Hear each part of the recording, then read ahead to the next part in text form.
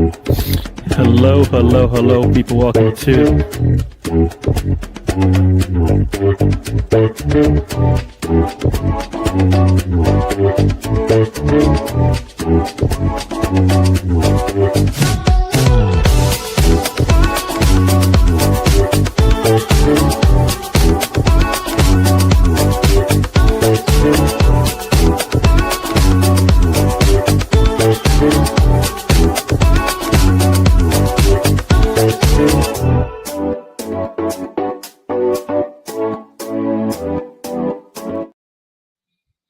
Hello, hello, hello, everyone. Welcome to, what is it called?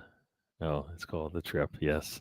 Yeah, it's just me for now. I might have another guest. I might have another two guests, but Tony's not feeling well today, so he's gonna be off. He's not gonna be in the show today. So all the best for him. Hope he feels better soon, and we'll see how that plays out. So yeah, let's get into it. Oh, boy. Oh, I see. We got a couple people in the chat, so we're going to say hi to them and we're going to get moving. So, Steven's in the house. Welcome to the show, Steven. He says, I just wanted to thank you for trying to diffuse the situation during the watch along where the panel was going after one of its viewers. Yeah, it was. Yeah, you know what? When you kind of, someone, you kind of know how it's going to end up. So, you kind of, I mean, if you notice, I kind of was a little quiet. I tried to say as much to kind of calm it down, but then, it's not, so they wanted to go back and forth, and they did. I don't think anybody got anything out of it eventually, but we'll see how that. So I tried whatever I could, especially after a while. It's like it's not, nobody wins, right? We're just going to agree to disagree, and then we move on. So that's what happened. Yeah, I didn't agree with what they were doing, so I left the show. Not everyone can rattle off managers' names that are available because they don't have same knowledge. Thanks for the effort. Yeah, no, you know what? I understand that, and I think at some point. I mean, I know a lot of people when they say something, they want a better answer than just change it because it doesn't really help the situation. So I get it. I get why. I get the two sides. Um, I don't know much about the European managers to know who's the up and coming manager, and we see them because they keep ending up in the Premier League. So somebody knows, but you got to watch the sport as a whole to know. And I don't have much time to do that, so I don't even bother. So I just feel like they know who's better. So somebody in the club knows, and that's why it's not on. It's not on the manager to find a better person, not on the fans. They don't end up doing it anyways. But yeah, I get you. Hey, Catherine, thanks for joining the show. Thanks for joining us. To everyone else, hope you're all good. Yes, yes. Get BS Gunner in the house. It wasn't about jumping when they said jump. They were disrespectful first over a loss of their emotions. Yeah, I think it. I'd like to say it was a two-way street. I don't think it was just a one-way street. I think both sides had a little bit to do with why it went the way it went, and you know that. So I think it's not just a one-way thing. I mean, there was more of them than the other. Not saying who, but I think it wasn't just a one-way street. I think both sides were egging each other on. That's kind of how I looked at it. Yeah, yeah. You can name one, but if you have, if you can't name one, I would just say I don't know. That's not my job. That's kind of how some people answer that question. That's why there is a. That's why you have a director of football and stuff like that. Yeah, right. So that's kind of the thing there. So yeah, yeah. No, I said alarm bells, Gary. They got attacked, so I had to retaliate. No, like I said, I don't think it was a one-sided affair. I think everybody had a little bit to contribute to the discussion. All right, all right. So yeah, it didn't seem like it was going to be a win for anybody. So yeah, yeah. Yeah. So I'm not even put your comment out because I don't want to I don't like putting stuff out there because that has nothing to do with me. But yeah, no, I hear you. I hear you. Like I said, I don't think it was just one sided. I don't. But that's me. Maybe I saw it wrong. I can't say I was paying too much attention to it because I kind of nothing was pointed at me, and usually I just ignore it because I really don't have time. If I felt like somebody's got after me, I probably would just leave it alone because I'm kind of doing this for the fun part, not for the bad parts. So that's kind of how I deal with it. Yeah. Steven says he's sorry that happened. The channel is usually a safe place. Yeah, it should be a safe place, and if you don't feel safe, then yeah, it's not good. I'd like to think it's a safe place here, so hopefully you guys do too, and I'll try to manage it better. Manage it better, if not better, but manage it when it does the time arises. So yeah, let's move on. Right, let's move on. That's enough of that. I think. Um, hopefully everybody can do better the next time and have a have good conversations going both ways. Yeah. So yeah, Biggs. I don't know if you felt like I didn't back you up, but I I don't know. I don't like you know me. Like you see me in controversies, I kind of just get quiet because I don't. That's not what I'm here doing this for. So yeah. All right. So let's get into it. Let's get into it. So I guess we'll start with I guess we'll start with the bad part of the weekend. You know, got up, watched the women's game, watched the first half. Arsenal women were able to go up one. I think it was I think if I recall, you know, the lineup. I think the lineup's been switching around. And it looked like a really strong lineup to come in there. I mean, you've got Russo, you've got Olivia Smith. I mean, I think the two of them were really good. You've got Mariana Caldente. So I kind of felt like, yeah, they should be able to get something out of this game. It wasn't as if they were playing a team sitting on 1 point at that point in the season, you know. So it looked like it should be a manageable game that they could actually get something out of. I can't remember if this is the game or it was the game prior to this. If there's a lot of emotions going into this game, I kind of want to say I can't remember how this one played out, but yeah, I think the previous game was the one with a little bit of emotion. This one just played out a little bit like the team was a little bit flat.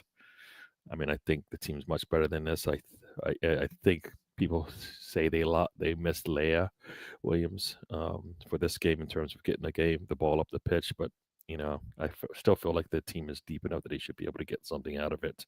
Just didn't play out that way. Um, and they kind of hold on to that 1 goal lead, and you can't do that. A team that got nothing to lose will get their chances, and that's exactly what happened late in the game. They got their chance, and they would put the ball away, I believe on a corner, right? Set piece, and ball falls to a play, and he boots it in, and she boots it in, and yeah, yeah. So 2 points drop there for Arsenal for sure, especially at home. So you know what? The fact that teams aren't going to run away from Arsenal women just like the men, and it's just a matter of the women getting their attack going. I mean, they've got enough weapons. I know Chloe Kelly has been out a little injured, so that's kind of why they were missing. Kind of, if they had I think if they had their strong front three, maybe things would have been a little different. But I think they still have enough players, enough talent to get it done, and they just couldn't. I like to say the more touches to Russo, the better the game will go on. And I don't think she got enough. She needs to get more, especially when the team is struggling. And it just didn't play out that way. So, but they're sitting in fifth. Like I said, they're one of 3 teams that hasn't lost yet. But the problem is they sit fifth because they don't have that third win, which the other teams do. So we'll see how they do. I think they play this weekend, so we'll see how they do. Yeah, this game should serve as a level raiser, hopefully. Yeah, we'll talk about the game. We'll talk about the men's game. I think they definitely got complacent in the second half. Okay, yeah, I think you're talking about the women. So yeah, I think they need to be a little bit more energy coming off the bench, but he just didn't play out that way. So like I said, it looked like just a we'll see how we'll see how they play out as they get healthy. It should be easier. Let's see what we've got here. Yeah, no, I was talking about the women's game, but we'll get into it. We'll get into it in a little bit. I thought I would just start with the women. Anthony Herbert's here. Welcome to the show, Anthony. Every team can have a bad day. The ladies will be back. Yeah, no. I mean, like I said, the fact that they had a really bad day and a bad day meant they were gonna they're gonna lose at the death essentially says how good they are. You know You're going to get your chance. Every team gets their chances, but usually when Arsenal's clicking, you're not even close to get a point off of them. So we'll see. With Mariano being shoved in at a double pivot, it almost seems like they could potentially be going for Williamson to come back as a CDM and not back as a CD. See, I guess that you know what, if they play that, but I kind of think that leaves them a little bit light, right? Because now you're saying that you've got Kathy, you've got Katie Reed, and then you've got Williamson, who was this, a center back, if I recall, and then does that leave you a little bit light in that back line? Don't know if you want to do that either, but if that allows you to play, if you've got Katie Reed there, and then in front you've got Williamson, and then you've got to allow you to go to double pivot in front, and Mariana can be closer to the pitch, closer to the front line. I would say that sounds like a good idea, right? Yep, yep, yep. Yeah, we'll see how that plays out. Got the Aussie Gooner Steve in the house. Welcome to the show. I think he's just getting up, having his coffee, or he's already had it. He's going to start his day. Thanks for joining us. Big up the chat. Yes. Reed, Kadena,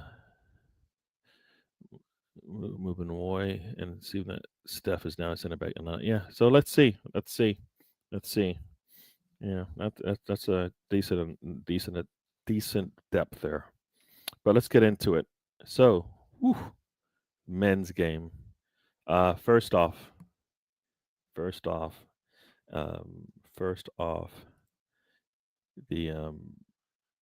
lineup, right? Let's get into the lineup because that's where I'm looking for it. Looking at these games now to see what is going on, because for me, the lineup is going to be key to how we're going to play. And number one on my list, number one on everybody's list, or I believe on everybody's list at this point, because there are some players that are always going to be there, right?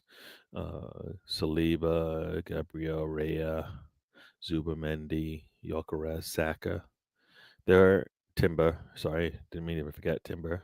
They are going to. They're already on the list. Like they're printed out. They don't even write them in pen anymore. When the list comes out, there's just names that are come with the printed copy, and then they have some lines to fill in. One line that I think hopefully should go away and should become part of the printed paper is Eze. I believe he should start every game that he's available for. And started him. Not only did they start him, but they started Trossard in the second game in a row, which was even interesting enough because, when we looked at it, people said, Trossard, you've got Martinelli, either one of them could start on that left side, but they went with Trossard.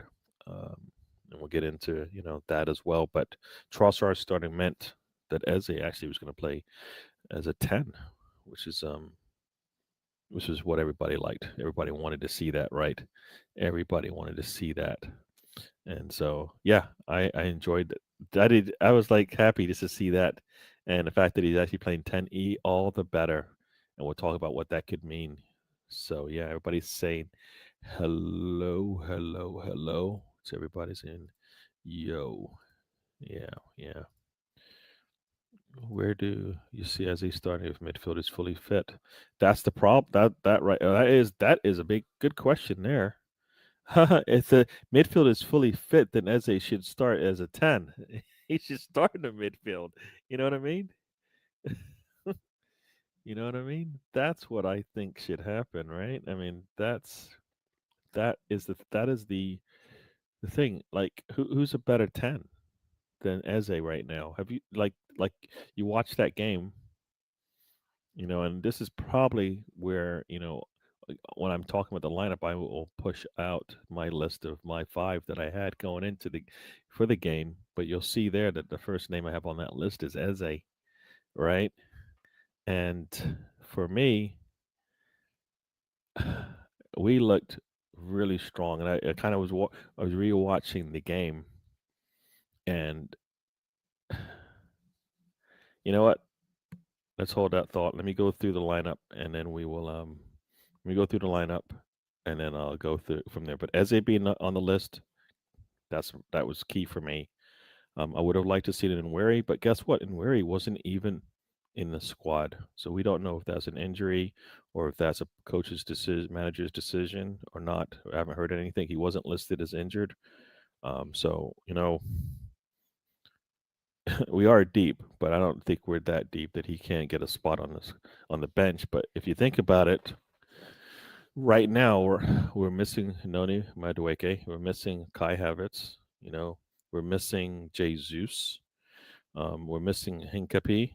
I mean, there are not that many spots on the bench, especially for the attackers. I mean, that to me just means that either even Trossard and Martinelli will be a struggle to be in the bench, much less starting for this squad when we're fully healthy. So, yeah, I think Eze should be the 10 for us. I I get why. I mean, I get that. Well, I get why Arteta would probably say no, right? Because Erdegaard does provide some other things that as a either isn't up to speed, but I think he can get there, and I think he'll get there if that's what requires to play. And I think that's the thing Arteta's going to have to realize that some players can do what your current players do, and they do other things that are better. As a for me playing at 10, he can come back and support. I know he can, uh, but if that's what he needs to do, I think he does. And I think if he gets up to speed, we won't miss Erdogan in the mid. I don't know if he'll press like Erdogan, but I don't know if that matters as much when you've got when you have him in there. So we'll see. So yeah, Gyökeres should start for me until I guess Kai Havertz is available, right? So I think that one's easy. Saka healthy, he plays. Zubimendi healthy, he plays.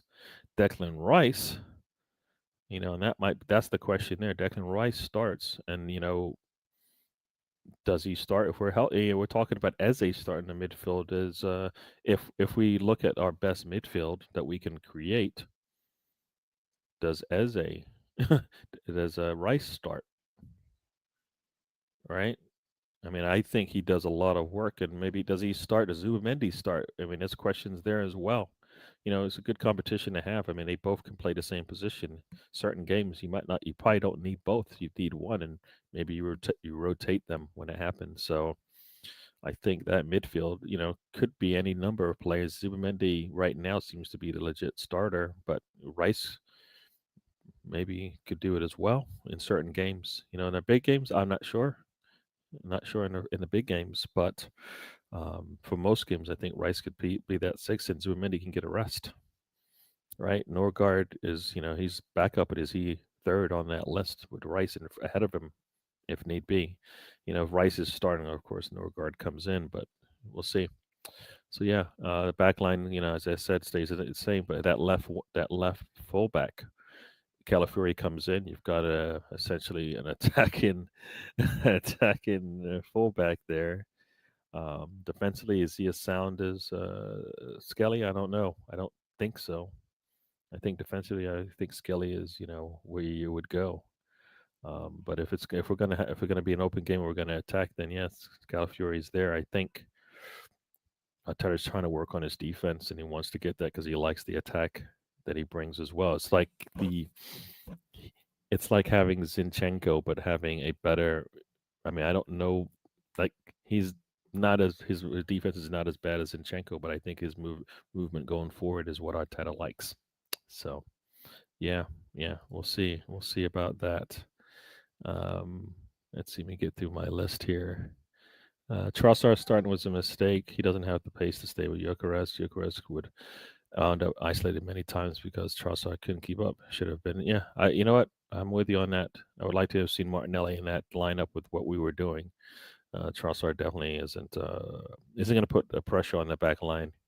I mean, he did have, and when he does get the shot, I expect him to put it on target. He didn't put it on target, and I think if I recall, that might have been his only. I think that was that his only shot. Let's see, um, how many shots did he get? Just the one shot off target, right? Hits the post. I mean, that one, I believe he had a couple of choices. Either he scores or he lays it off. He's got his Gyökeres and Eze off to his right. If he finds them, easy tap in. So he's got to score though. When I put him in that position, joining our chat, we've got BBK Sports in the house. Tehran, I'll let you know if you really want to join me, because right now it's just me. Wasn't expecting to be alone, but I'm here. I'm here and I'm chatting. So this is where I say Erdogan needs to be stepping up more. Right now, I think as he's stronger with the two options right now. Yeah, I think if you're asking for certain skill sets, as he gives it to us. I mean, I went like as I went back and looked at the first 30 minutes, and it's not even a comparison between what he's bringing to the table and what Erdogan has brought to the table, and he's only finally got his chance to start for us. So it's only going to get better, I believe, the more he plays. So yeah, yeah. So BBK, let me know if you want to join. We're here. We look to be in danger of losing Saka again. I hope I'm wrong. I don't. What did? I don't know what you saw to think that. What did you see to see? Or like, is there a reason why you say that? I mean, I don't think he can play 90 minutes, and I think that's why he's getting subbed out. And I think that's actually a good thing if they are looking at him and figuring, you know what, we should push it, right? I mean, he came out after about 70 minutes, right? I think, I think if they don't think he can go 90, then I think they should like bring on Martinelli and give him 30 minutes. You know what I mean? Until Saka can go 90. So, I don't know if that's what you mean. I think they're just trying to work him in. I don't think they have to, but they're doing it anyways. But I think if we played that game with, Martinelli and Trossard as our wings, I don't know if the game plays out in the first half like it does.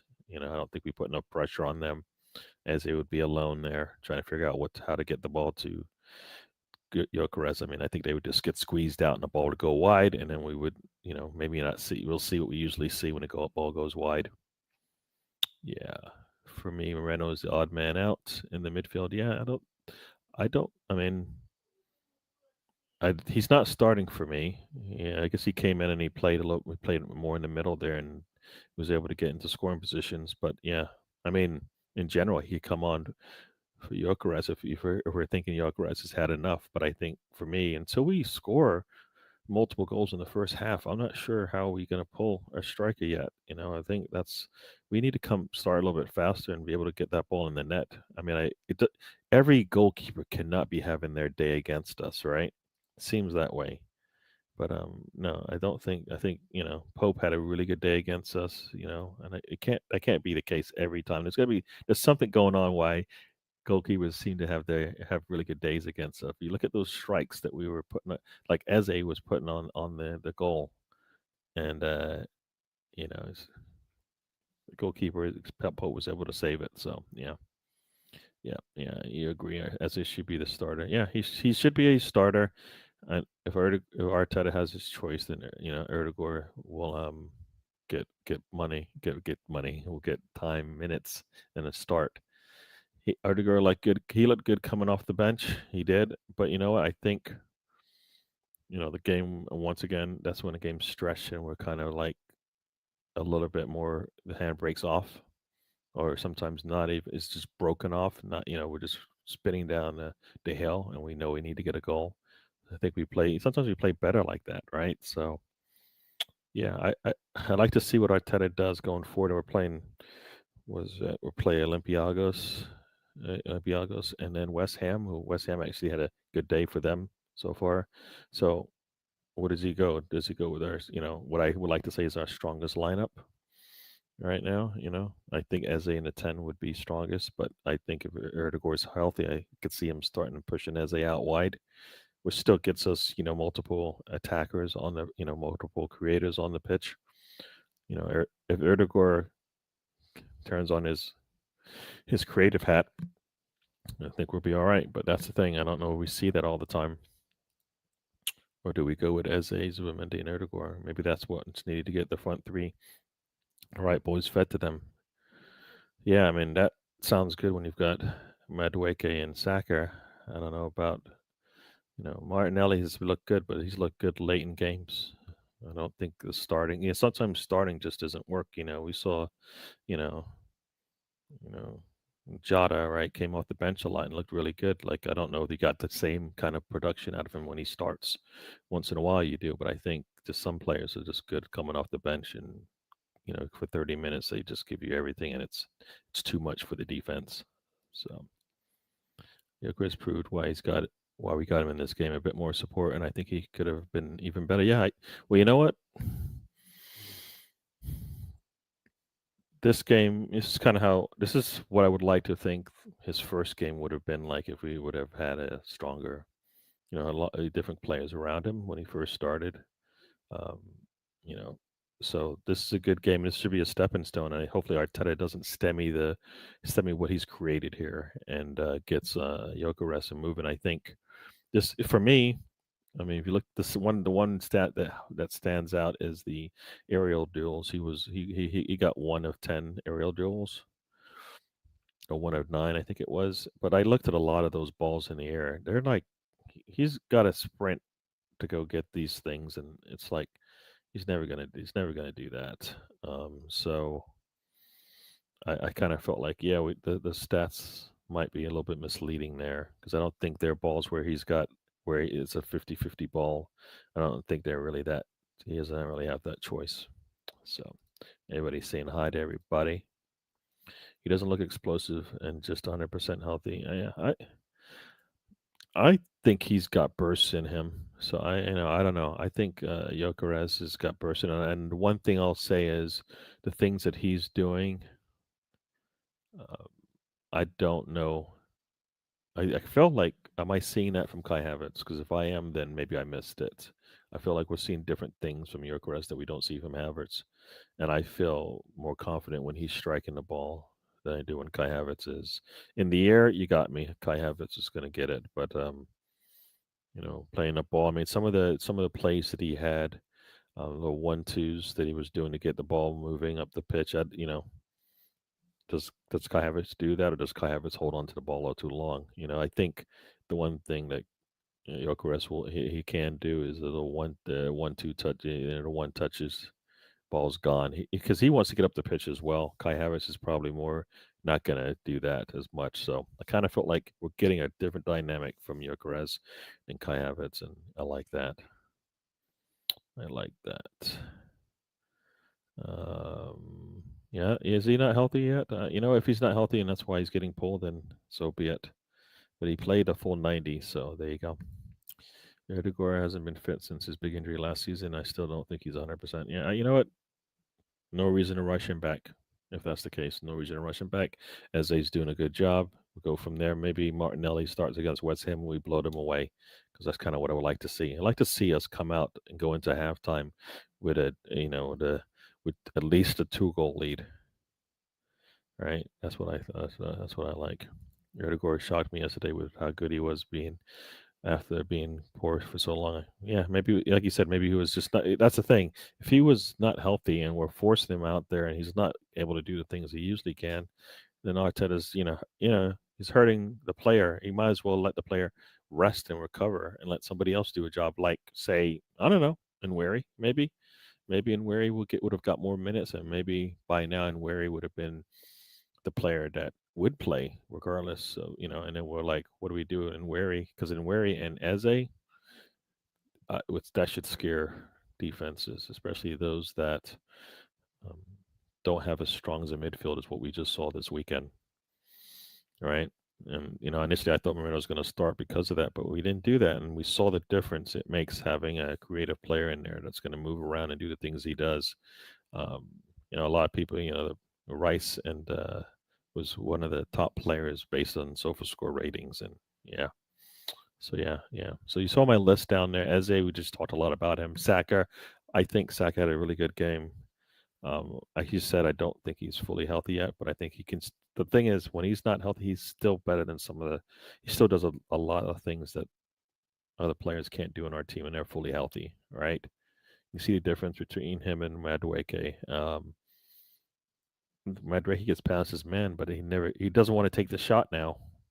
You saw Saka get past, get a nice ball, get past his man, and take the shot. Try to go near post, a little too close to the goalkeeper, as opposed to the post. And Pope was able to make an easy save. So I think for me, Saka will get there. Saka will get there, and it's just just gonna keep playing him and giving him minutes, and working, managing his man management will be key there. Talked about Eucharist. I just think from what we just saw, we know there's more to it. And if we're doing these same things against Olympiacos, are they going to stop all those shots that are coming? I don't know. I don't think so. Like I think if we played that same team, it'd be nice to say we can play the same team and against West Ham. Maybe we rotate just to see how it plays out in Europe. Then we should do it. I think Saliba coming in from Mascara. That I don't think Mascara. I didn't think he was having a bad day. You can't you can't blame him for the bad pass that turned into the corner that turned into Gabriel trying to draw a foul in the box. I mean, Gabriel has to be stronger than that, especially in a Newcastle game, based on what happened to him the last a couple games ago when we played them. Right, two hands on his back, and he was stronger there than this one where it was just barely a touch and he was down. I think he has to just be stronger and assume they're not going to call it, and if they are, they will have to just push you out of the way, and it'll be easy to see that. So I kind of felt like, yeah, yeah. So that's kind of what I feel there with how that played out. But Saliba probably also needs to get his minutes, and like I said, if he's healthy to play, he should start. Mascara, he'll get his time. But I think if you're telling me Saliba and Gabriel both healthy, I think right now they start. Mascara has not done himself any justice being out there. I think he's done really well. So we shouldn't even be concerned if he has to play. And I think we should be able to rotate our players now. If Hincapié comes back, then, Gabriel will get a rest because, I know Arteta will play either one of them. And at some point, we're going to have a back line without Saliba and Gabriel, and we're going to be okay with it. Hopefully that time comes soon. Hincapié, I think, still nursing a hamstring, which is scary. He just got here and he's got what looks like a hamstring injury.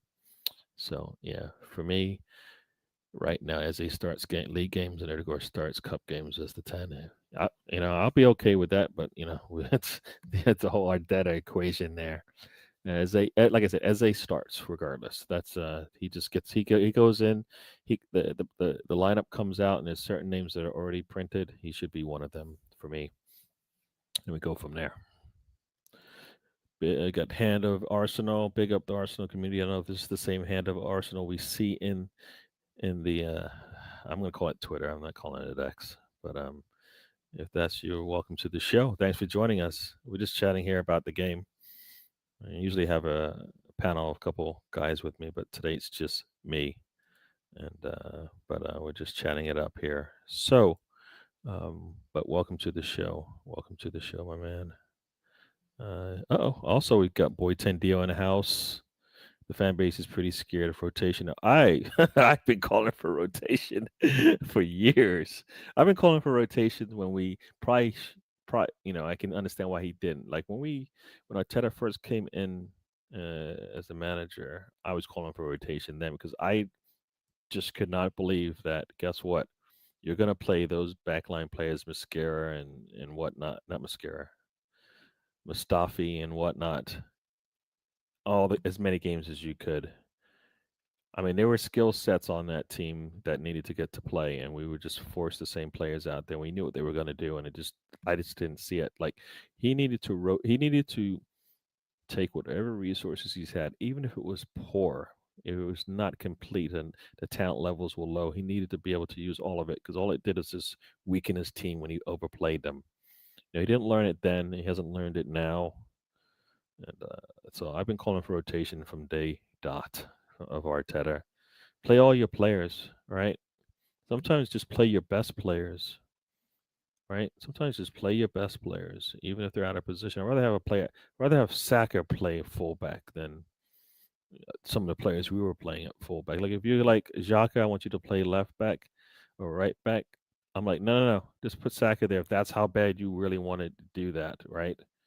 I mean, Saka could have played there, back in those times. I know now we don't do that, but if we really needed to make a point of closing out a game, just do that. We've seen, like the one thing that I'll say is Pep has done that, right? He put Bernardo Silva right back as a fullback against Saka, right? And you're thinking, all right, that's probably gonna go our favor, and it didn't.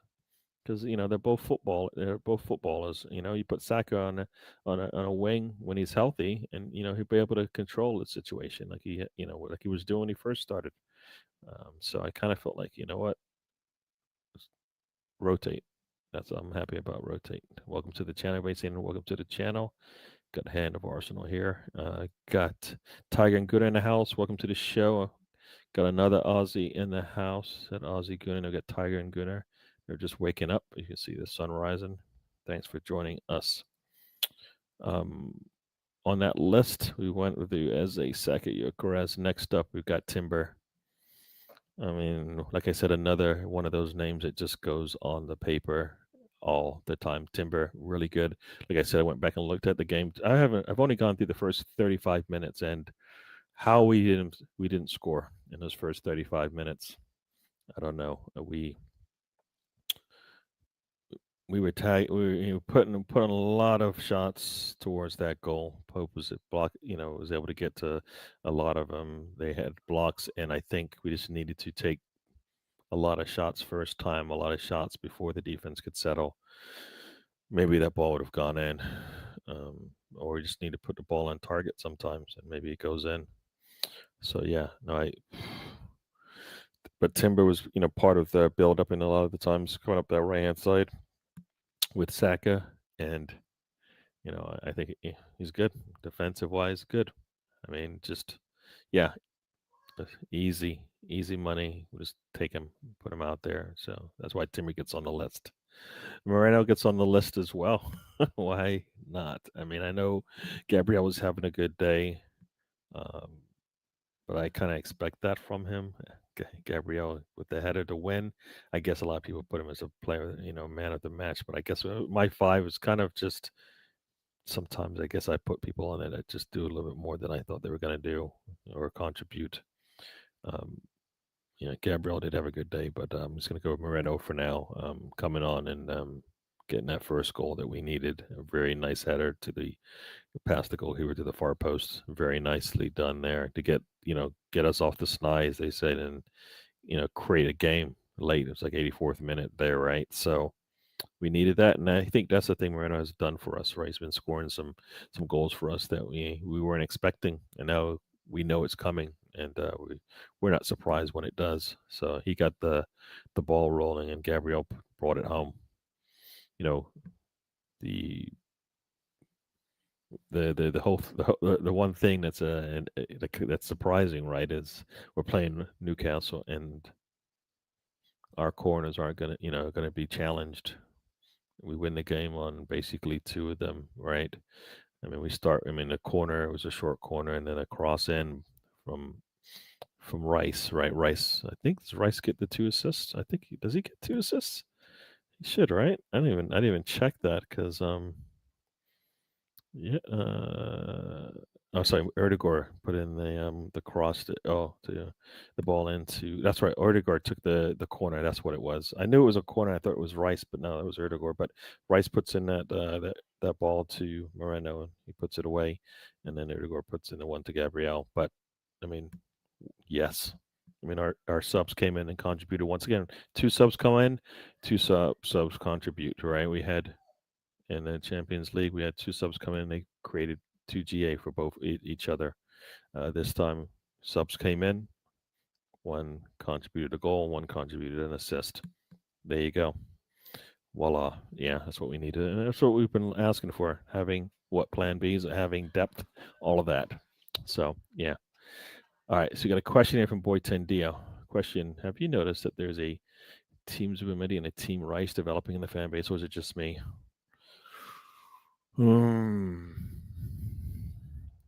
Yeah, I don't know.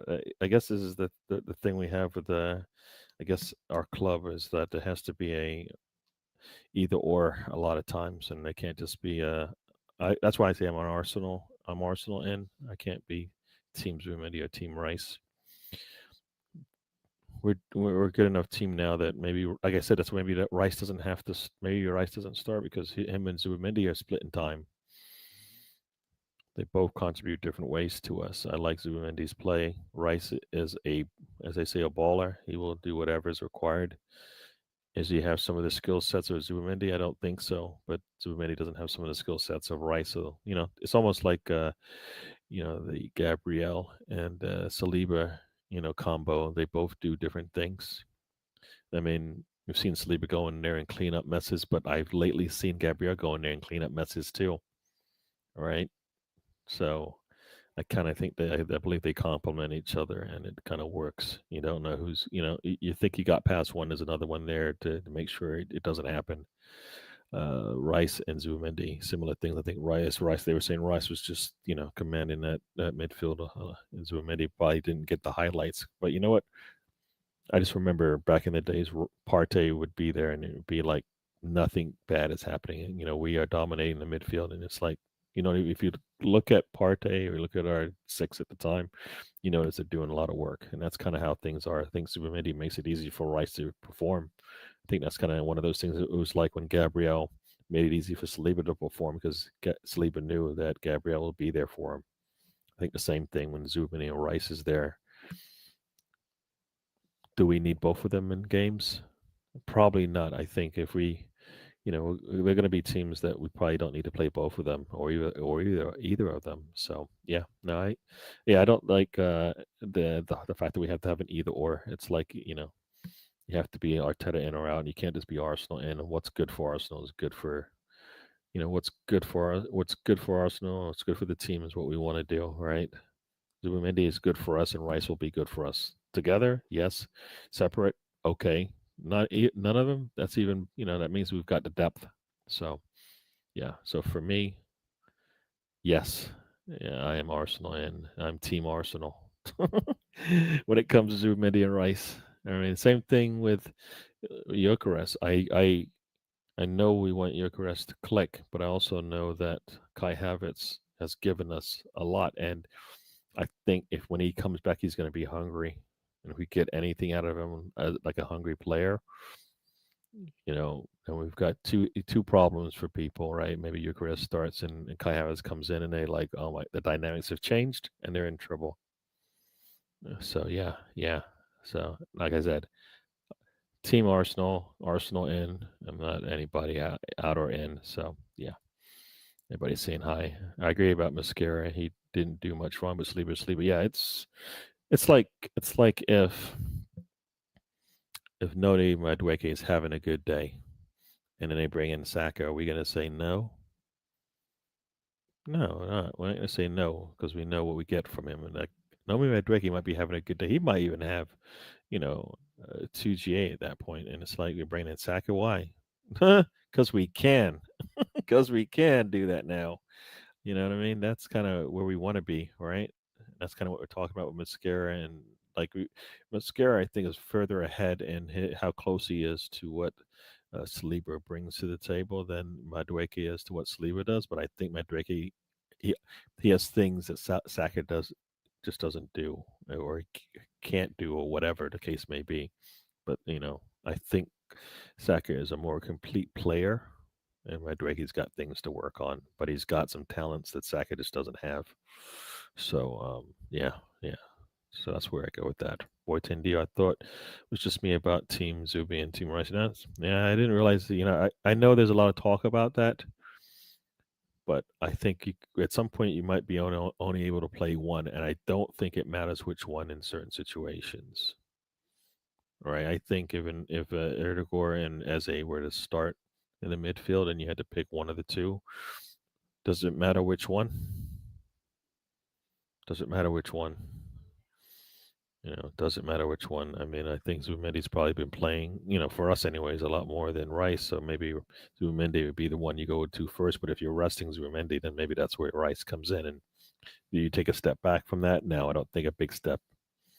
So just let him run around and clean up anything in front of that back line. That'd be really nice, right? And that he can. He's a ball carrier. So if they give him a chance, he'll take it up the pitch. And Erdogan will come back and support. So I kind of feel like you've got that, and then if Eze is up there, then they're in trouble. So yeah. Is Moreno our most clinical attacker in front of goal? Seems like it, right? Seems like it. Seems like it. Seems like it. But I don't know. There is a difference between Gyökeres and Moreno. I think it's just a matter of time, and then we'll be. That cross.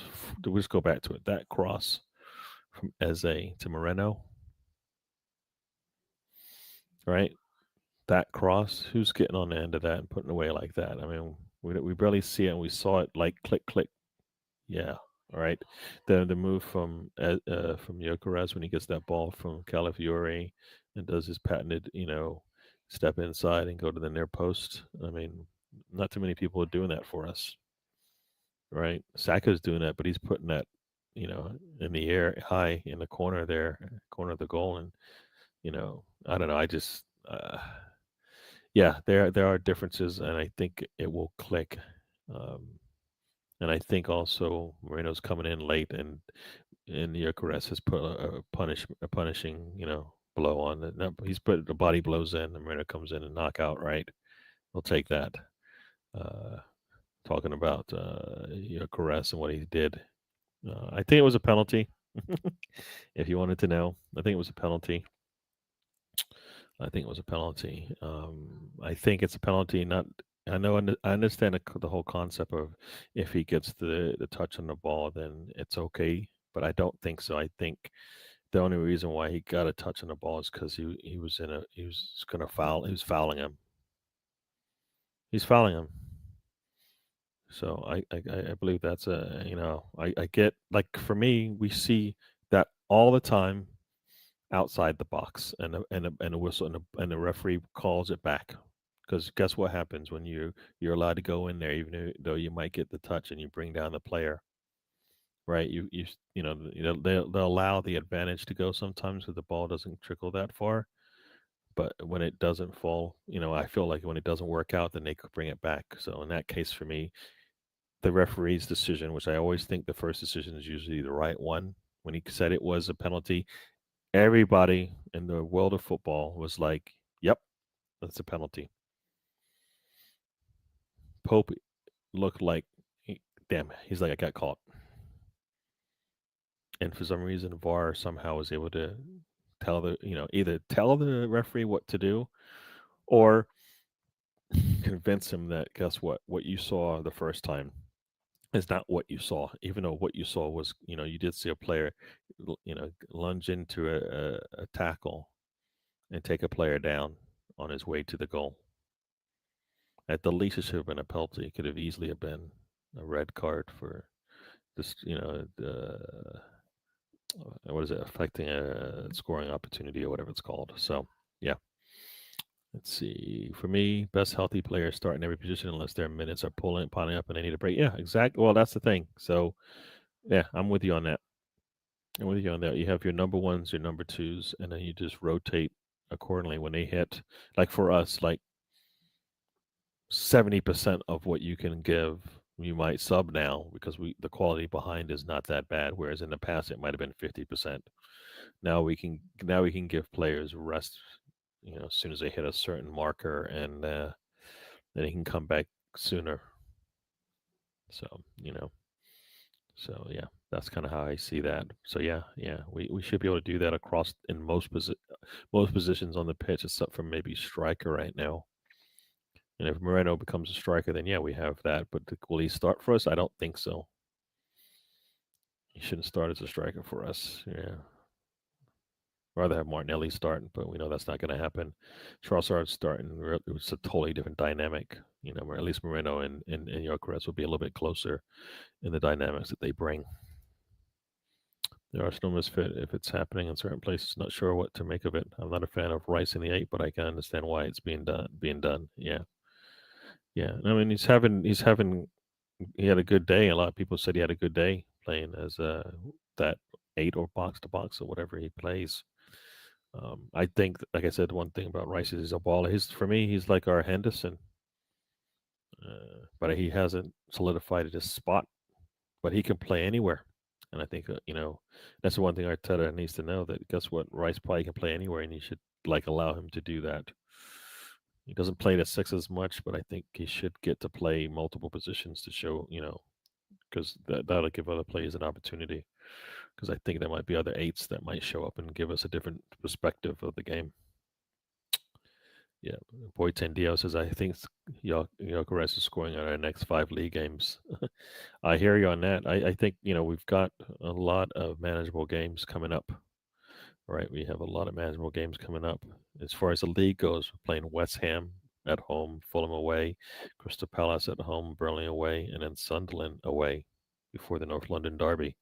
Yes, 5 games that we should easily be scoring 3 goals in at least. At least. So we're that good, and if we go to our bench, it just taps on a goal to shut the door if the other team were to get a goal on us. But I don't think we scored 2 goals on any of those teams. I think the game pretty much should be over because so far nobody has scored 2 goals on us, and teams have come close, but no cigar. I mean, Manchester United could have scored 2 on us, but it didn't happen. Right? Liverpool, I don't recall Liverpool looking like they were going to score much on us. I mean, Forest. I mean, I'm just looking at the as they say, looking at the XG. The one team that had the biggest XG against us was Manchester United, and they didn't score. Right?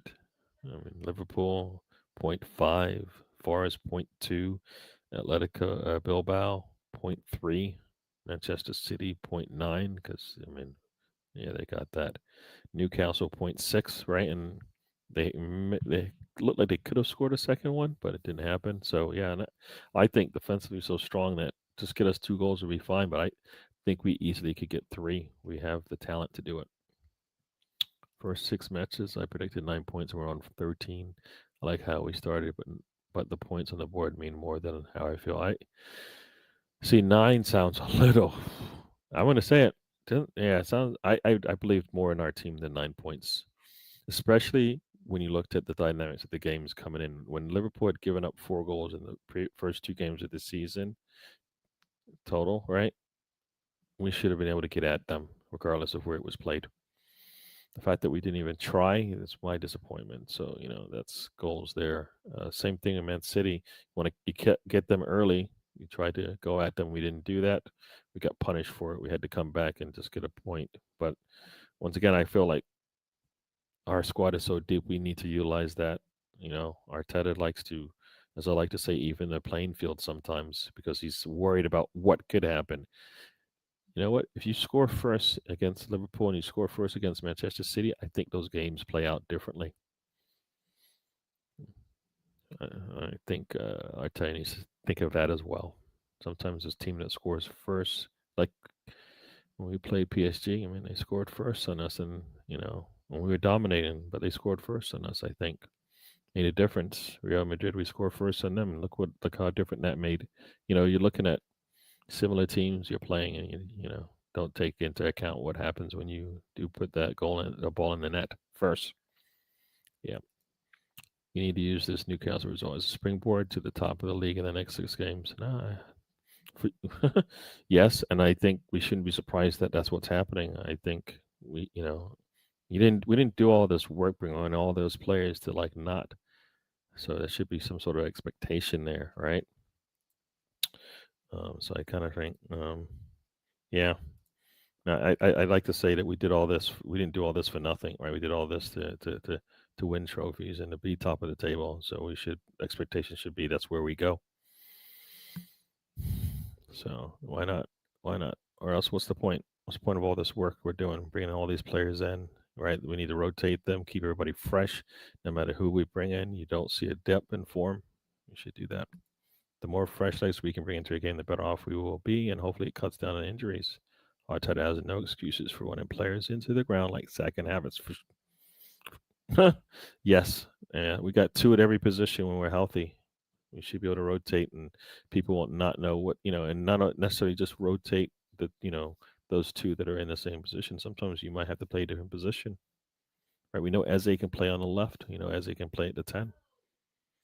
Erdegaard can play at the 8, and if he had to, maybe play at the 10. There's different ways we can handle this, and where he comes in, right? We know he can play on the wing. He can play in the 10. I mean, we've got answers, and and people that are backing up.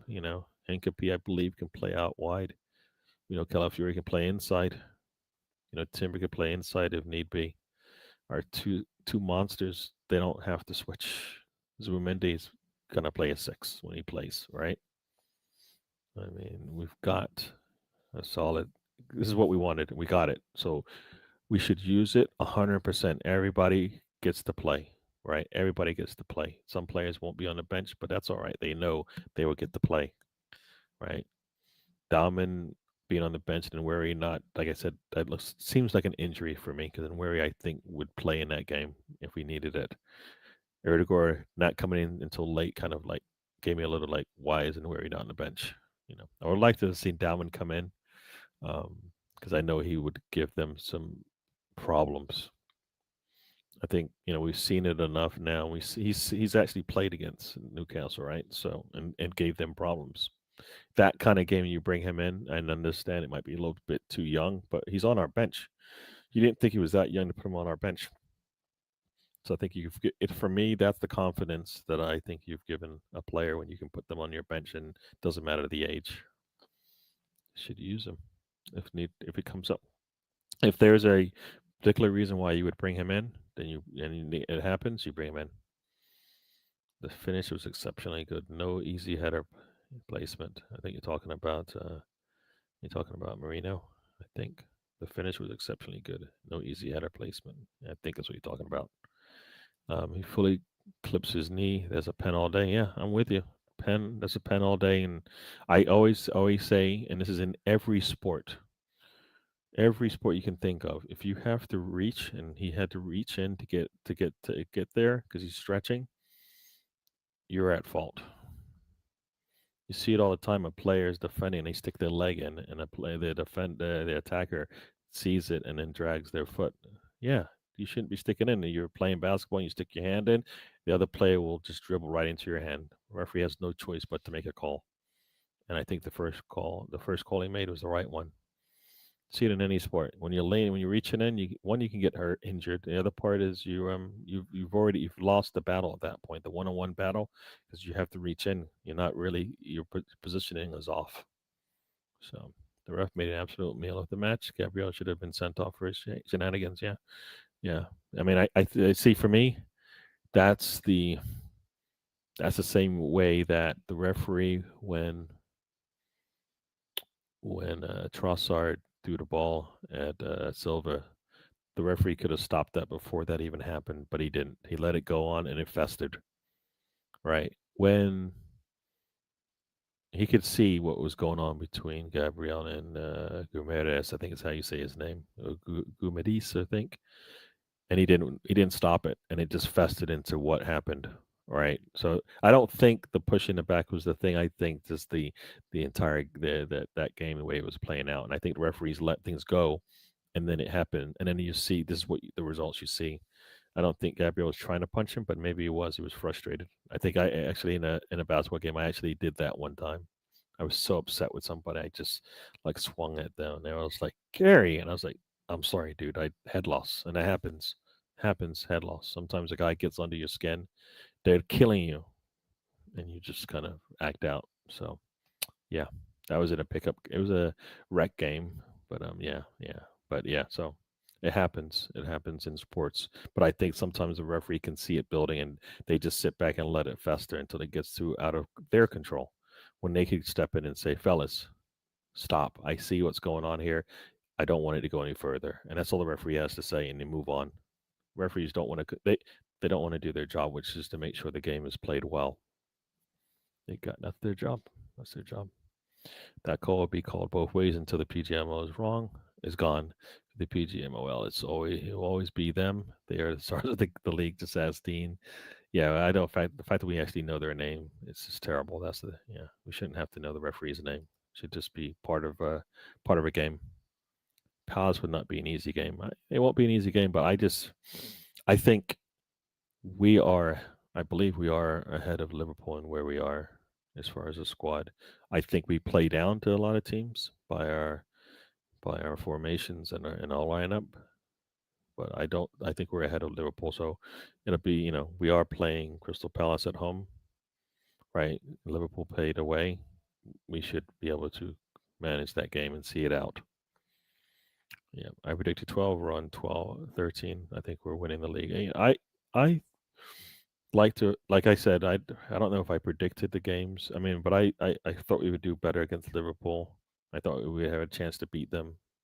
That would be a good time to beat them at Anfield.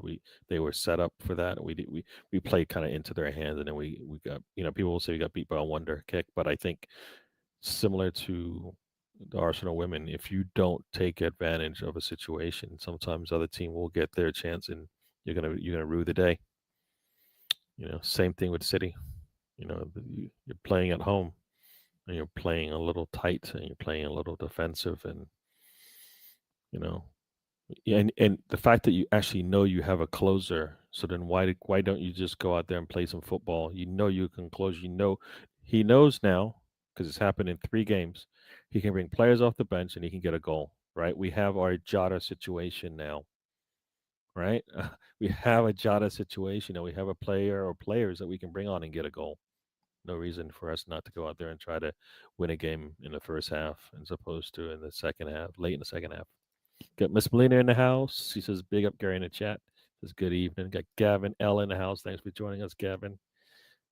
It's going to say hello to everybody. Hello, hello, hello.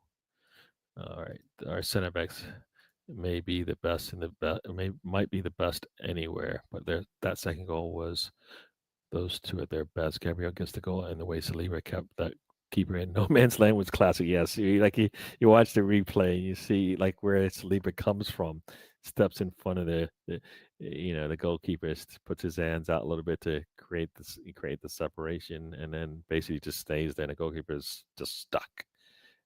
Just stuck. He has nowhere to go, and all he can do is just watch as Gabriel just launches himself in the air and nice header, easy, easy. So yeah, and you know what? I think you know, yeah, Jover's got to think of different ways for us to get the ball. Short. We had a short corner. I think it was a short corner, right? And that's the one that Rice put in. So we've got to find different ways, and we just have answers. And if that's part of our, as they say, artillery, or is that part of our offense, our attack, so be it. Because we had many chances to score from open play, right? So we should have had a play from the spot. We didn't get that chance. So anyway, say in the evening. I think it would be weird if Damen were ahead of Nweri in the depth chart. I'm only left to assume that Nweri is to start against Olympiacos. Maybe, maybe, but I kind of felt like you're doing him a disjustice if you rest a play. I don't think players want to rest anymore, right? If they need to rest, then yes. But he's not played that many minutes, right? I mean, let's look at it. Let's look at this thing here. Nweri here, right? He has played in all competitions 4 games. He started one, and he's played 220 minutes. So he's played in 3 games, and he's only played for 130 minutes. So hasn't played in 2.5 games out of 4 that he's played in. I mean, we've played 8 games. He's only touched the field in half of them, right? I mean, Matt Stallman has actually played in 3. I know he hasn't started in any, but he's played in 3, and where he should be. I mean, should have more game time. In terms of the number of games that he's played. I believe that. So, yeah, yeah, yeah. No, you're right about the hierarchies and where he's ahead of Dalman, but I don't think they play the same position anyway. So, right, at least for now. I think Arteta likes to have his players come from the outside in, right? Even though, guess what? Like, same thing with Skelly, right? Skelly has only played 158 minutes. He's touched the field 5 times out of 8, right? That we've played. He's a midfielder playing out wide, right? So, maybe Skelly will get to start as a midfielder. Like to see how that plays out, but if Calafiori is not playing, then I guess Skelly's going to play left wing. So we'll see. Actually, yeah, we'll see. Hinkapi. We shall see actually how that will play out, right? I think a lot of people said Skelly should be getting more minutes in the midfield. If that's the case, then I like to see that. I like to see that. Maybe he's a different or better kind of 8 than Rice, and then you have a bigger question, right? If he can start for us last season at left back, then why can't he get more minutes in the midfield if that's his preferred? That's the position he's played most of his life, right? So we shall see. Gary lost his head at a rec game. Yeah, I did, and it's funny because the guy that I want to. I glanced. He was a big guy. I mean, if he just like leaned on me, I would have fell over. He was just like Gary, but and he knew what he was doing. He's one of those players that gets into your head. He'll give you. Actually, I think what it was, did he. What was it? There was one time I think he would just run you over. And there was one time he didn't see me coming, and I just basically did a similar thing to him. And he bounced off, and he's like, "That was good." He actually enjoyed it. So, you know, sometimes you just got to respond in kind, and they get the fact that you respect their game. So yeah, that was me. I did lose my head. What about our player literally getting mugged with fingers in Chris's mouth? They didn't get called a red card all day. I don't know if how that cannot be considered a dangerous play. As you said, he's got like he basically looked at Bane and said, "Oh, I'm going to be the mask for you," and like that's what you saw. He just nothing was nothing was looked at. Referee didn't. Nobody saw that, which I'd be surprised how that did not get seen by anybody on the pitch. But yeah, yeah. So I think the referee didn't have a good day. Like I said, if he communicated more, some of that Gabriel thing probably doesn't blow up as big as it does. I believe if he stuck to his guns and said, "Guess what? I know there's contact, but he creates the contact that brings down a player that's going to score a goal." You know, if he cleanly taps that ball away and Gyökeres is able to, get by him and get on that ball, he scores. It's a goal scoring opportunity. It was stopped for me, anyways. I understand the contact, but I think there's still a foul there. We've seen it all the time. We see it many times. Sometimes a player will tap the ball away, and there'll be some contact, but not like that. I mean, like you see a lot of times with a player coming from the side, they will tap like Saliba's done it right. They'll tap the ball away, and there might be some contact, but the ball is cleared. This isn't a ball that was cleared. This ball, Gyökeres can get to this ball if there's no contact there. If their player doesn't come in as strong as he does. So for me, yeah. But you know what? Like I said, we have to overcome these things right now, and we have a squad that can do it, and we've seen it now. We've seen us make a mistake against the City match and come back. We've seen us be pretty much useless for 60, 70 minutes against Bilbao and come back. We've seen us go to Newcastle and not be able to finish our dinner, give up a goal we shouldn't have, and come back. So guess what? ABC, always be closing. We got him. We got him, and it's not just Martinelli, and it's not just Trossard. Moreno can do it. Erdegaard can do it off the bench now. So we've got. I think any of our players that don't start come off the bench, they're going to be hungry. Gotta like it. Gotta love it. They must have been whipping your man sideways.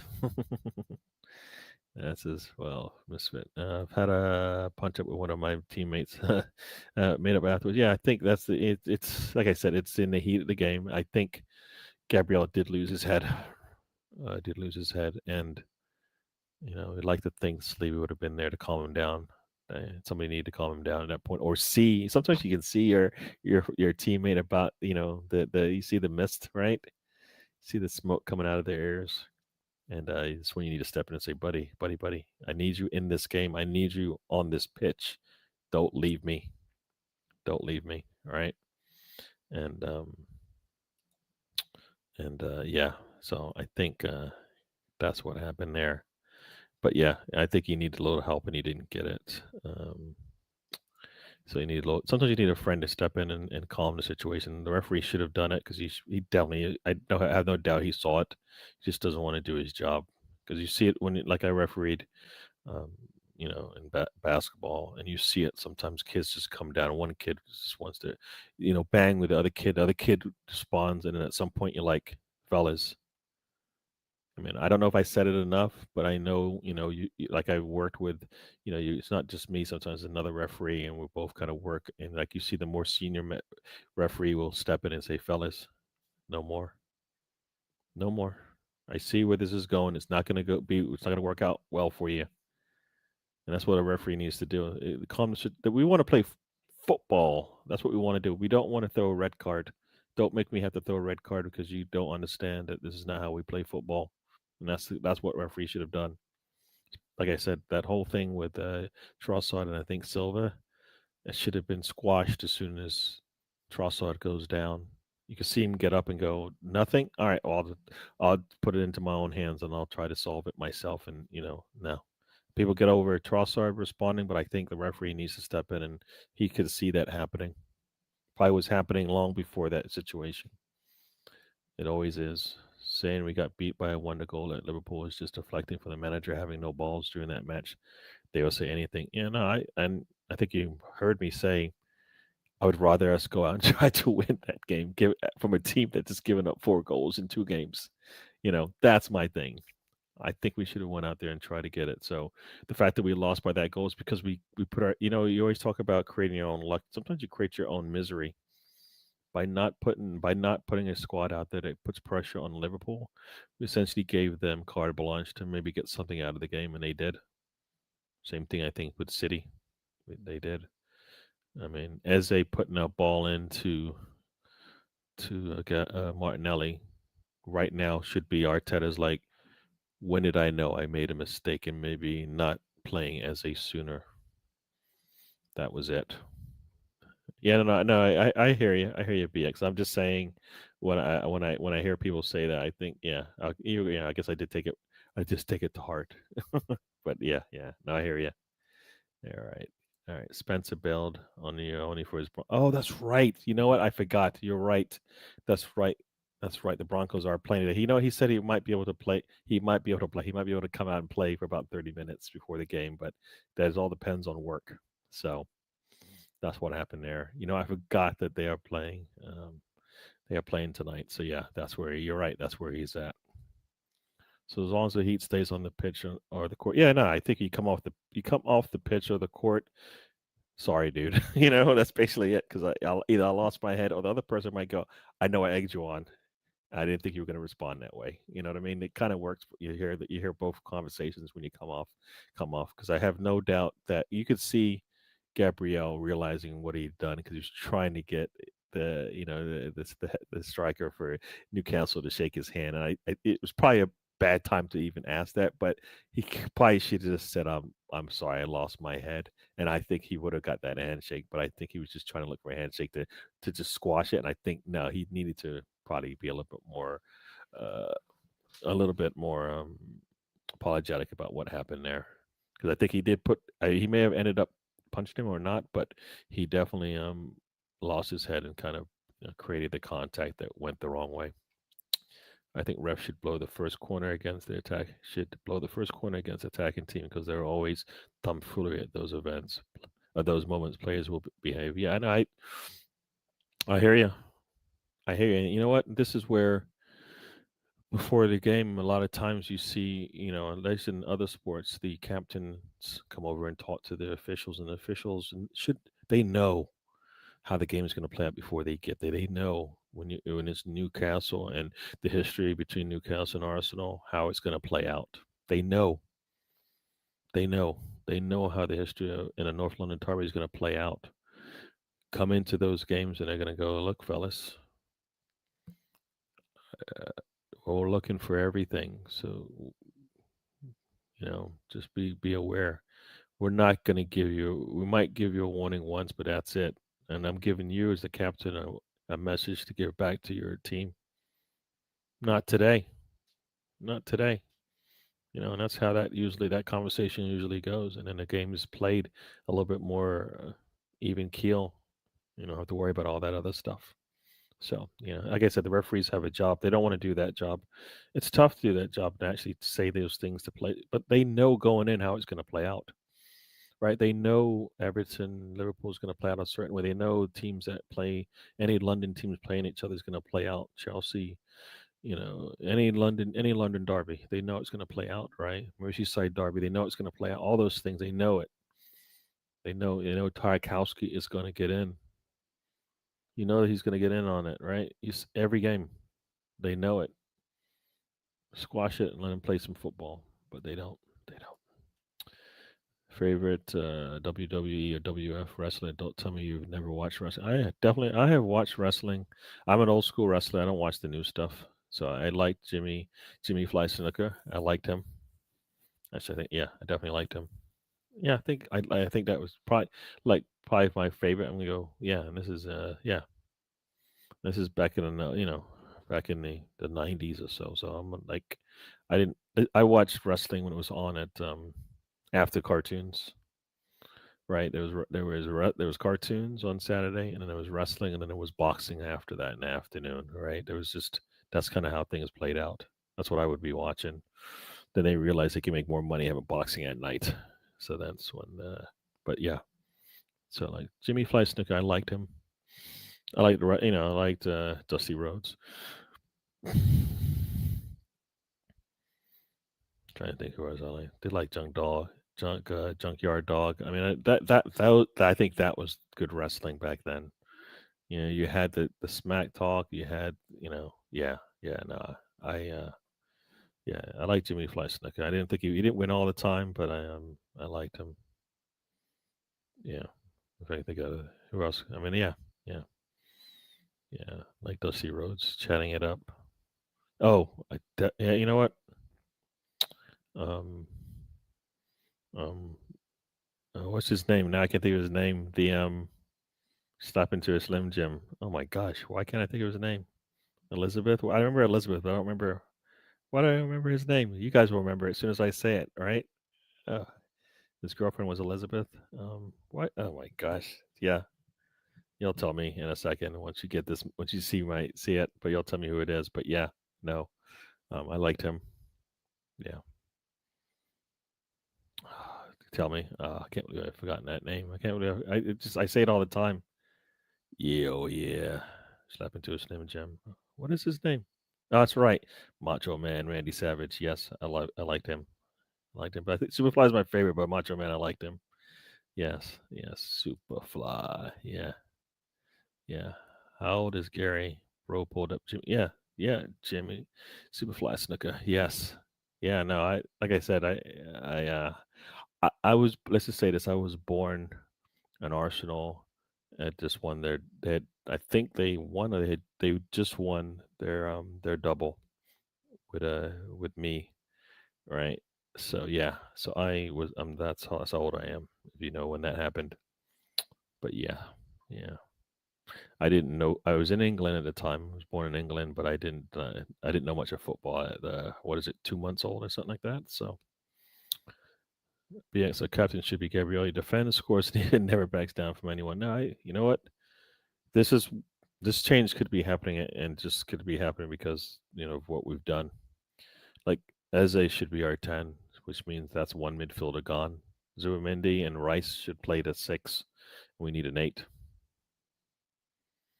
Yeah, yeah. The double. Yeah. I was born just after that, before that happened, but I was only 2 months old or so. So yeah, we had a public holiday or a bank holiday, wherever you call it. It was the king's birthday. There you go. Aha! I knew it was gonna be Randy Savage saying something wild on a promo. Oh yes, slap into a Slim Jim. Yeah, beef jerky time. Yeah, watched a lot of WWF on the road in the late '90s. Yes. Yeah. See, I just watched it on home. Like I said, it would come on in the afternoons. That's what I would watch. Yeah. I hear that, Miss Faye. I just suggested rice based on a cooler head and heater situation. Yeah. So no, I definitely old. I definitely missed a lot of football because, of course, I live most of my life over here in the States, so I missed out on the football. It just was. I mean, when you come over when you're really young, you don't really get. A lot of people will tell you when they went to their first football match, they were like 8 or 9. While I was here in the States by then, so I kind of missed out on that experience. I was alive for all these things, all these things everybody talks about. So I missed it all. I missed it all because I was in another country, but I was alive for it. So disappointing. So I'm hoping to see it. I hope to see it now, and that's why I'm here. Yeah, that's why I'm here. Yeah. So yeah, what are we gonna say? So yeah, so that's the game. No, I think it definitely should. I don't necessarily. It shouldn't have been a stepping stone. It should have been like a. This is what we do, right? This is what we do. Um, and the more Arteta sees it, the more hopefully he realizes what he's got. He's got a lot of good things going for him right now. You can't be wasting it. Don't waste the trip, my man. Right? Life is a journey. Don't waste a trip. Enjoy the ride. And he's got a lot to enjoy. Right? If he doesn't play as and he puts Erdegaard in there, it'll be a totally different game, but it'll be a game that we should still be able to get something out of. If Erdegaard's not ready and where he plays, something different. Right? If Gyökeres doesn't play and Kai Havertz isn't available and Moreno comes in, we know we can get something out of the game. I mean, we've got a lot, a lot going for us. So yeah, no, I think we've got options. Backline stacked. We know if we bring Kepper in for Rea, he's played in the league. We played against him last year. We'll be okay with that front, with that line and with those 5 players in front of him, right? Saka is healthy, and he can rotate him. We'll be fine. Not even when Madueke comes back in a couple of weeks, in a couple of months. Yes, I mean I think it'd be really nice to see Jesus come back and be able to give us something different late in the season when everybody else is kind of like, I mean, we'll probably maybe we'll sell him, but I don't know if we'll be back in time for that. Right? Maybe Trossard or Martinelli, one of those two will have to go, and we bring in somebody. Because I think there's players we're looking at right now to bring in next season. So maybe we'll just jump the gun and do it sooner. You know, do we need to? I think PSG brought in some You brought in some new players, right? That we could have brought in, and we're able to go out and win a Champions League because of it. So you know what? Things are going really well, and your depth might be tested. Maybe you make that play and bring in another player. But I'm hoping we do that. So yeah, yeah. Been chatting it up for like 80 minutes here. Hope you guys have enjoyed it. Arsenal Misfits, like I listened to the games in the 70s and 80s on our shortwave radio. Could even listen to Radio Moscow. That's an interesting listen. I remember Radio Moscow, people talking about that. Yeah. Yeah. I got into the NFL. So I watched a lot of that. Back in the 80s when the Bears, I think when they won their Super Bowl, I think the Bears were playing the Dolphins. Dolphins were the last team to go undefeated in the NFL. Bears were a team that looked like they were going to go. They were destined to go undefeated as well. But they were playing at Miami, and I think it was Joe Robbie Stadium back then, and Monday Night Football, and Dolphins were able to beat them. And if my memory serves me right, I went to sleep mad, screaming in my sleep because I couldn't believe the Dolphins. I lived in Miami at that point. The Dolphins actually beat them. They never lost. The Bears never lost another game after that, and went on and won the Super Bowl. So yeah, I think we have too many left footers in our midfield. Need another Eze to be brought in for Trossard or Jesus. So there you go. There's yeah. Okay. I just like to feel like Eze and Eze can play with both feet, right? If I recall, if I remember, similar to like Saka, not as powerful, but can do it.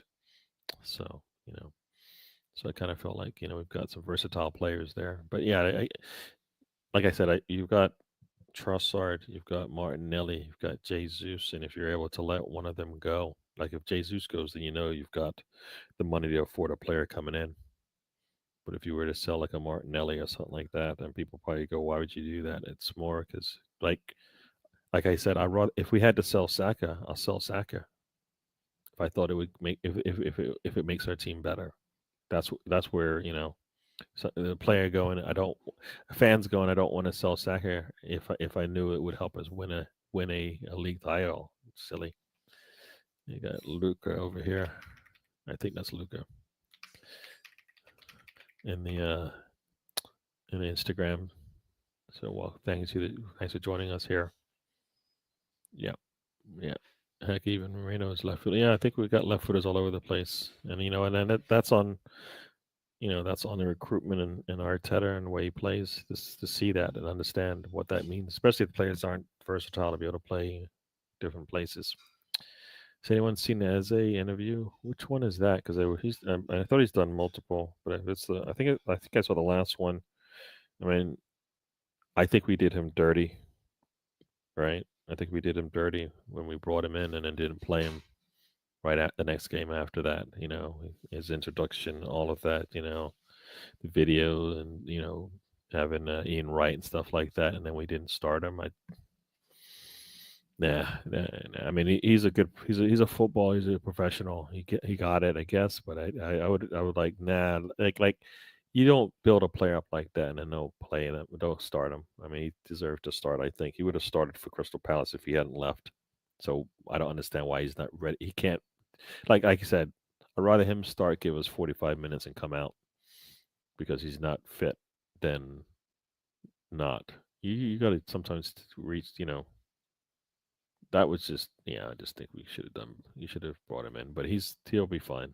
He's a professional. But yeah, when I first moved to the White House, Yukon in 1973, all TV was recorded and sent up to us and televised 1 week after it was recorded, so we knew that all scores before we saw the games. Wow, wow! I didn't know it was like that in Canada. Wow, wow.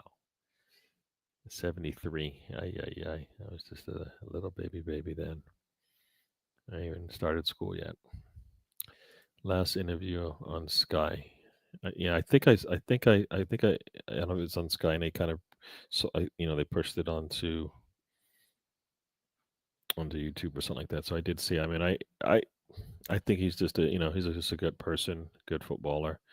We need to just do better by him and get him playing with us, get him playing more. I mean, every time he goes out there, he's just showing us different things, and I think the more he plays, the better we'll be. And I fear right now that Arteta will push him out wide, and we won't see that same production coming through the midfield. And we might see some, but it won't be as dangerous as what we saw in that first half against a solid defensive team like Newcastle. If we're doing that against Newcastle with their midfield, what are we going to do against teams a little bit lower down the pecking order? Right? Those games will be over, and then people will be concerned going through the tunnel. Right? They're going to see Eze. They're going to say they see Eze and Erdogan and Zubimendi or Rice, depending on who plays the six that day in that midfield. They know they're going to get pressed by Erdogan, and then when the ball switches from Zubimendi to Eze, voila! Right from coming up that right hand side from Timber to Saka to Eucharist. And you like what that's what I saw in that last game. And this is against a really good defensive squad, right? Defensive squad. We just, we're able to do that on them. Goalkeeper was standing on his head. Yeah, no, we can only just keep getting better as we get healthier and the more we play together. I think the same thing. Eucharist plays more. You saw how that dynamic with Eucharist and and Eze and Saka was working, right? How often have we seen those type of opportunities be created? Just not too often, right? We had a lot like the ball flies in, and Eze's there, and boom, the ball's gone, right? It just opens things up. I think when guess what? I have my striker there, and usually, I could just maybe move more players to the striker, and then I leave the 10 open. I'm in trouble because the ball's gone. It's like in Wary. It's like you play in Wary and Eze. That ball's coming out fast, and the ball, and if they see a pass, they will put it in there, and it's like that. It should be that easy. It should be that. I think a lot. Like I say, everything it should be that easy. We just don't do it. In the '90s, you had to see Arsenal in a pub live. Okay, so you didn't really have options. I think It was in 2012 when I first got to see Arsenal regularly on TV. I think it came on Fox. I think it was back then over here. Then it's moved around a couple of channels to a couple of channels and stations. But you'll get to see that. Get to see Macca and I want to see Ian Dark and Macca. Is that who they were doing back then? I enjoyed that that partnership there, and I think they were from different channels or stations. So when it moved to a different station, then I think Macca had to go elsewhere. Ian Dark's, if I recall, Ian Fark, I think it says. Yeah, but I just remember that it was yeah. And then like didn't get to see all the games, but I just would watch whatever games I could. So yeah, yeah. Like I said, Shamak was one of the was our striker back then. That was, as some people say, maybe the dark days. That's what we had. Um, Robert Van Persie, got to see him. Got to see a striker that we had, and we just couldn't benefit from having him on the squad. It was only like that in far enough, just so isolated at the time. By '78, we got it all live. Ah, okay, yeah, yeah. Well, I mean, like I said, you probably remember this. TVs having like the English TVs only had like three buttons, is what I remember. BBC One, two, and then there was something else. There's just three buttons on the TV, right? And come to the States, and they had like maybe 13 numbers on the dial, probably about 4 or 5 channels.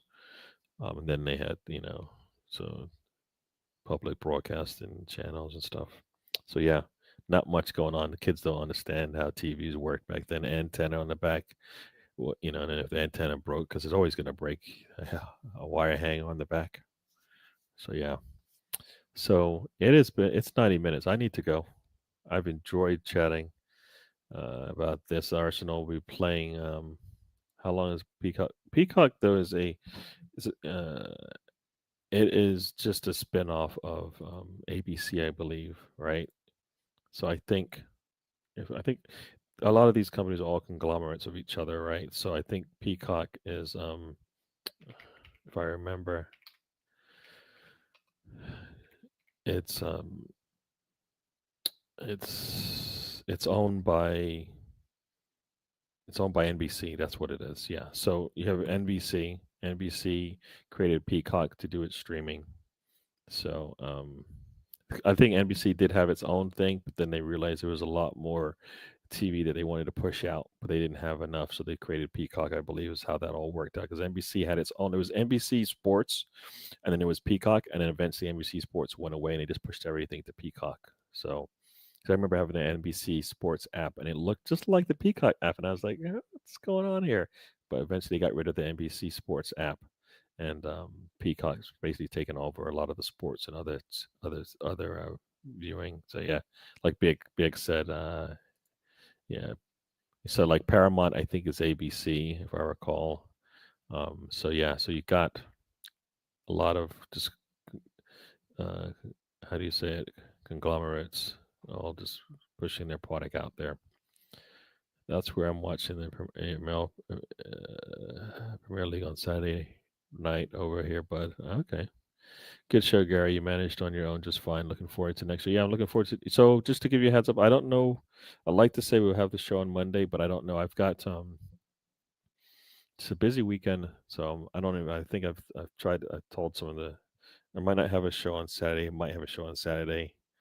It's busy weekend, and then I'm off on vacation next week. So probably, and it's also international break.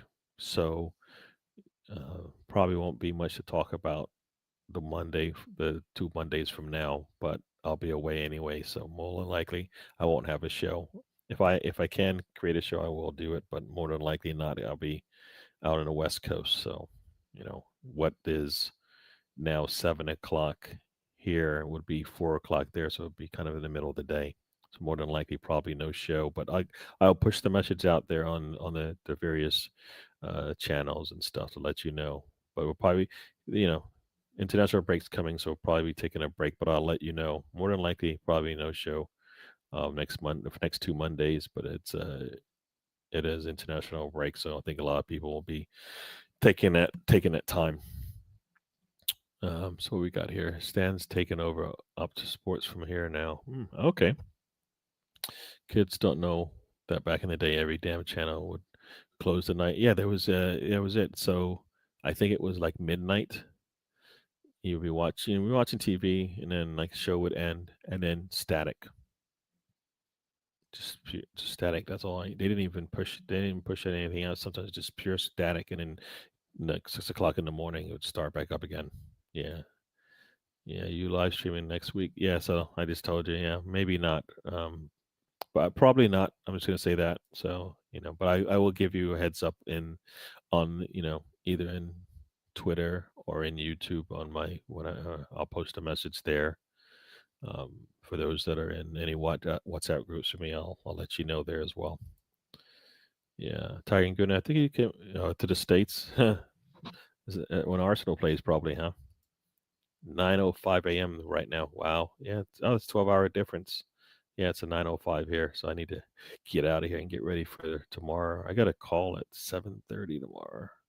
I usually exercise, but I might not do that tomorrow, so we shall see. I probably should exercise regardless and do my meeting and then take a shower after that, because usually I finish exercising around 7. So if I take a shower, I'll miss my 7:30 meeting. So, but everybody, thank you for joining us. We'll do this again. Yeah, I'm on the East Coast in North Carolina. I'm in the East Coast in New Jersey, just north of like BX knows. So yeah, so we'll do this again the next time. Hopefully, like I said, worst case scenario, it will be 3 Mondays from now. So it'll be right when we come back from the international break. Same thing with the for those who watch us on the weekends match. This weekend might be a little tough for me, but it all depends on what I'm doing. So we might have a show on Saturday, but then we'll take the international break and enjoy that. Everybody will have some time off. But thanks for joining us. We'll be back. If you haven't already, hit the like, subscribe, and we'll do this thing again in a week or two. Or I guess it'll be in two or three shows from now. All right, everybody. Thank you for joining us. I appreciate it, and we'll do this thing again. Like, subscribe, and all of that. Good night. Thank you again for joining us. Like I said, thank you. I couldn't do this without you. Enjoy having you in the chatting with me. Thank you. And we are out. Life is a journey. Don't waste the trip. Enjoy the ride. There you go.